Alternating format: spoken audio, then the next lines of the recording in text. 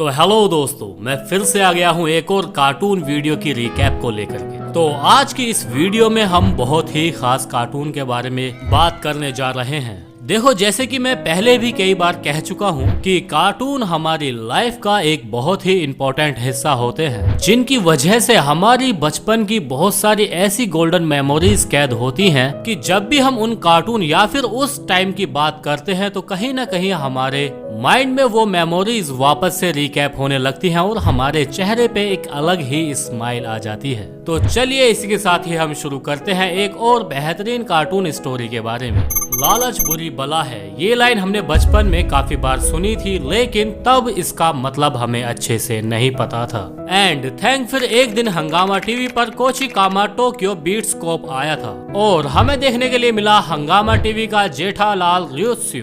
और अगर आपको ये आदमी अभी भी याद नहीं आ रहा तो आप इस लाइन को सुनिए। देखता है क्या ryotsu आ गया, आ गया, आ गया, आ गया, आ गया, आ गया। अंदर से ये सुंदर है पर ऊपर से ये पत्थर हो, आदि जैसे इसके। ये आदमी इतना लालची था कि कभी कभी ये खुद ही सोचने लगता था कि इतने पैसों की इसे जरूरत भी है क्या। इसकी बबीता जैसी एक क्रश थी और तारक मेहता जैसा एक दोस्त जो इसकी हर मुसीबत में इसकी मदद करने और इसको बचाने चला आया करता था। और इन सभी के बीच में था एक पुलिस स्टेशन जिसमें ये सभी पोस्टेड थे। कोशिकामे कार्टून को इंडिया में बेहद ही ज्यादा पसंद किया गया, लेकिन एकदम से इसको बंद कर दिया गया और ये कार्टून फिर कभी वापस नहीं आया। आखिर क्यों इसे बंद कर दिया गया, क्या थी इससे जुड़ी कंट्रोवर्सी, और आखिर क्यों यह आज तक का लोगों का सबसे फेवरेट सिटकॉम है, ये सब जानना है तो बस आप हमारे साथ इस वीडियो के एंड तक बने रहें। और अगर आप कोशिकामे कार्टून के फैन हैं तो इस वीडियो को लाइक कर दो, सब्सक्राइब कर दो, और अगर नहीं है तो इस वीडियो को देखने के बाद खुद ही बन जाओगे। और हमको बुलाया भी नहीं। पप्पू के बिना खेला जा रहा है मैच, शायद इसे पकड़ने नहीं आती होगी कैच। देखो, इस कार्टून को जो सबसे ज्यादा अट्रैक्टिव बनाती थी वो चीज है इसका मेन कैरेक्टर ryotsu। देखो, इस वीडियो में आगे बढ़ने से पहले हम थोड़ा सा इसकी स्टोरी में झांक लेते हैं, क्योंकि इसकी स्टोरी में जो बेसिक चीजें ही है ना वो ही बहुत ज्यादा यूनिक है। देखो, इसकी पूरी स्टोरी एक पुलिस स्टेशन के आसपास ही घूमती है जिसका नाम है कामेयारिन कोइन, और ये टोक्यो शहर में है। और ये जिस वार्ड में आता है ना वहाँ पर सबसे ज्यादा क्राइम होते हैं। देखो, आप जहाँ पर रहते हो ना वहाँ पर आपके आसपास कोई ना कोई ऐसी जगह जरूर होगी जहाँ पर क्राइम पहाड़ों के ऊपर और जंगल के पार चला जाता होगा। एंड वैसा ही हाल कामेरिन कोइन का भी था, और जहाँ पर इतना ज्यादा क्राइम होता हो वहाँ पर पोस्टेड होने चाहिए होनहार, टैलेंटेड और फिट ऑफिसर्स। लेकिन यहाँ पर कौन कौन पोस्टेड थे? ryotsu नाकागावा, अकिमोटो तेराई, इगोराई एंड तोक्सुका, और इन सभी को लीड करते हैं चीफ दाजिरो ओरा। और जिन्होंने कोशिकामे कार्टून देखा है उन सभी को ये तो पता ही होगा कि ये जितने भी ऑफिसर हैं ना तो ये होनहार हैं और ना ही फिट, और टैलेंट की तो भाई साहब आप बात ही मत करो। लेकिन इन सभी के अंदर कुछ न कुछ फ्लॉस तो जरूर हैं। जैसे नाकागावा के पापा बहुत ही ज्यादा अमीर हैं और समाज की सेवा करने के लिए अपने बेटे को उन्होंने पुलिस में भेजा है, लेकिन उसका पुलिस स्टेशन में आधा टाइम बॉडी बिल्डिंग में ही निकल जाता है। अकिमोटो पुलिस वाली तो है लेकिन उसे कभी भी किसी ने पुलिस यूनिफॉर्म में नहीं देखा। साथ ही साथ पहले तो इसे एक फीमेल की तरह पोर्ट्रे किया जा रहा था, लेकिन बाद में सच्चाई कुछ और ही निकलती है। पूरे पुलिस स्टेशन में जो अकेला हार्डवर्किंग इंसान है वो है युयुइची तेराई। तेराई बेचारा बहुत ही मेहनती है, लेकिन ryotsu की पागलपंती की वजह से उसकी सारी मेहनत खराब होती ही है, लेकिन उससे चीफ भी फ्रस्ट्रेटेड ही रहते हैं। तुम मेरे घर आए, जिस प्लेट में खाना खाया तुमने उसी प्लेट को तोड़ दिया। तो कुल मिलाकर पूरा पुलिस स्टेशन जैसे तैसे चल ही रहा है। पुलिस स्टेशन में काम धंधा तो बिल्कुल ही नहीं होता और ये किसी को पता ही नहीं चलता अगर यहाँ पर ryotsu जैसा पुलिस वाला नहीं होता। ryotsu की पागलपंती की वजह से पूरे शहर को पता चल जाता है कि पुलिस वाले काम करने के बजाय दुनिया भर की सारी चीजें जरूर कर रहे हैं। बड़ी बड़ी फेंकने वाला पप्पू आज गाड़ी फेंक रहा है।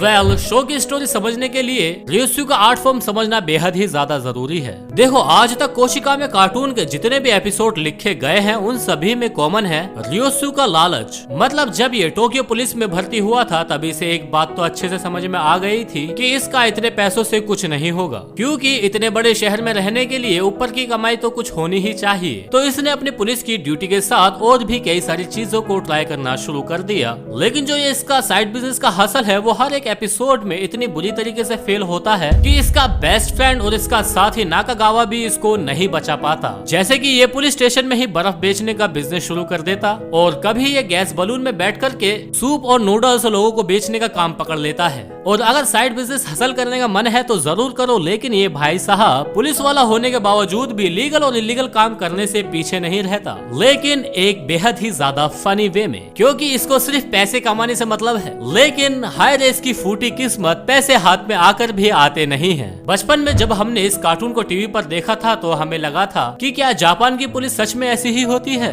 इससे बढ़िया तो हमारी इंडिया की पुलिस है, और खासकर यूपी की पुलिस जो कहीं भी गाड़ियां पलट देती है। सही खेल गया बेंच। तो चलिए अब इस कार्टून की थोड़ी सी बैकग्राउंड स्टोरी के बारे में जान लेते हैं। हालांकि मुझे पता है अगर आप वीडियो में अभी यहाँ तक रुके हुए हैं तो आप भी जानने के लिए उत्सुक होंगे कि आखिर इतनी फनी और इंटरेस्टिंग स्टोरी किसने लिखी। तो दोस्तों, तासुहिको यामादामा नाम की ऑथर की एक मांगा रिलीज हुई जिसका नाम था कोचिरा कासुहिकाकु कामेआरिन कोइन में हातुसुजो, इन शॉर्ट कोचिकामे। उस समय वीकली मांगा चला करती थी और जब कोचिकामे मार्केट में रिलीज हुई तब इन्हें पढ़ने के बाद लोग दो बात समझ गए। पहली तो ये कि एक बेहद ही ज्यादा फनी मांगा थी और दूसरी जो इसका ऑथर था वो अपनी आइडेंटिटी छुपाने की कोशिश कर रहा था। एक्चुअली उस समय पे सभी ऑथर्स अपनी आइडेंटिटी छुपाने की पूरी कोशिश किया करते थे। इसका मेन कारण यही था कि कहानी कई बार कंट्रोवर्शियल भी हो सकती थी और ऐसी कंट्रोवर्शियल कहानी के ऑथर को ढूंढा जाएगा तो वो मिलेगा ही नहीं। और इसे ही तो कहते हैं ना, पुलिस से बचने की निंजा टेक्निक ब्रो। और जब आपने पुलिस के ऊपर ही एक पूरी सीरीज लिख दी है तो ऐसे स्टंट करना बेहद ही ज्यादा जरूरी हो जाता है। और अगर लोगों को ये स्टोरी जरा भी कंट्रोवर्शियल लगती तो लोगों के साथ साथ पुलिस भी आपको बेहद ही बुरी तरीके से मारती। और कहीं न कहीं इसे लिखने वाले ओसामू अकीमोटो को भी इसी बात का डर था, इसीलिए ही जब उन्होंने अपनी कॉपी को रिलीज किया तब उन्होंने अपना नाम रखा तासुहिको यामादामे। जापान में अक्सर मांगा को रिलीज करने से पहले ऑथर ऐसा किया करते हैं। एंड होरिमिया के फैंस को ये अच्छे से पता है। होरिमिया के फैंस आज तक यही नहीं पता लगा पाए कि उसको लिखने वाला वो वाला है या वाली है। वेल, होरिमिया के केस में राइटर्स थोड़ा इंट्रोवर्ट हो सकता है, लेकिन कोचिकामे के केस में नाम छुपाना बेहद ही ज्यादा जरूरी था। जरा आप सोच करके देखो, अगर आप इस तरीके का स्टंट करते हो वो भी 1976 में, तो इस बात के बहुत ही ज्यादा चांसेस हैं कि उसका रिस्पॉन्स ज्यादा अच्छा ना जाए। लेकिन ओसामू अकीमोटो के साथ ऐसा नहीं हुआ। उनकी ह्यूमर्स और उनके मांगा इतने फनी थे कि लोगों ने उसे ऑफेंड होने के बजाय उसे पसंद करना शुरू कर दिया। और इसे इतना गजब रिस्पॉन्स मिला कि उन्होंने इसके जस्ट 100 एपिसोड होने के बाद ही उन्होंने अपने फैन नेम तासुहिको यामादा नाम को छोड़ करके अपने रियल नेम ओसामू अकीमोटो नाम से रिलीज करना शुरू कर दिया। कोचिकामा में जो पुलिस स्टेशन दिखाया गया है वो रियल में एग्जिस्ट करता है। प्रॉब्लम ये भी थी कि उन लोगों का रिएक्शन कैसा होगा।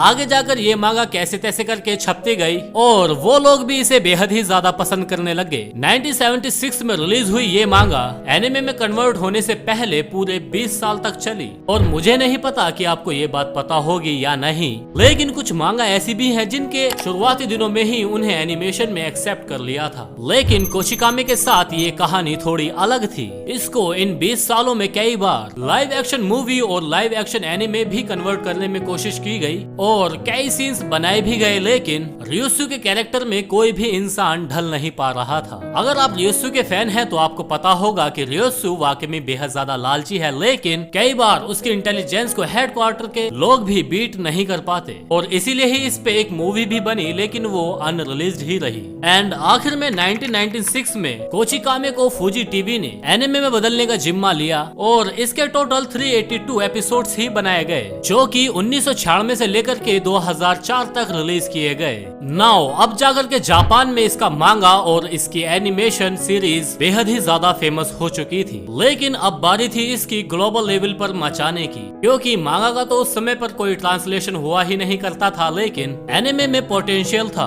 और इस पोटेंशियल को देखते हुए इसे तुरंत डब करा गया एंड इसे इंडिया में बच्चों तक पहुंचाने की जिम्मेदारी ली हंगामा टीवी ने। एक तरफ हंगामा पे डोरेमोन, कितरेसु और सिंचैन जैसे कार्टून चला करते थे और दूसरी तरफ इन सभी पे भारी चलता होता था कोचिकामे, जो कि उस समय बच्चों को समझ भी नहीं आया करता था, लेकिन ryusu के साथ होने वाले फनी इंसिडेंट हम सभी को बेहद ही ज्यादा हंसाया करते थे। एंड कोचिकामे कार्टून के बारे में जो सबसे अच्छी बात हुई थी वो यही थी कि जैसे जैसे कि इसके लोग यानी कि इसकी ऑडियंस बड़े होते जा रहे थे, ये और भी ज्यादा पसंद आने लगा था, क्योंकि अपनी एज में हर साल बड़े हो जाने के बाद हमें इस एनिमे का हर एक फैक्टर धीरे धीरे समझ में आने लगा था। जैसे कि मेरे ही एग्जाम्पल में जब मैं 10 साल का था तो तब दिखाया जा रहा था कि ryusu किस सिचुएशन से निकला है या उसने अपनी लाइफ में कितनी मुश्किलों का सामना किया है। जो उसका फैमिली बैकग्राउंड है वो फाइनेंशियली बेहद ही ज्यादा अच्छा नहीं है, और उस एपिसोड में भी ryusu के साथ बेहद ही ज्यादा बुरा होता है, क्योंकि उसकी साइड हसल एंड में जाकर के एक बेहद ही ज्यादा मुसीबत लेके आती है।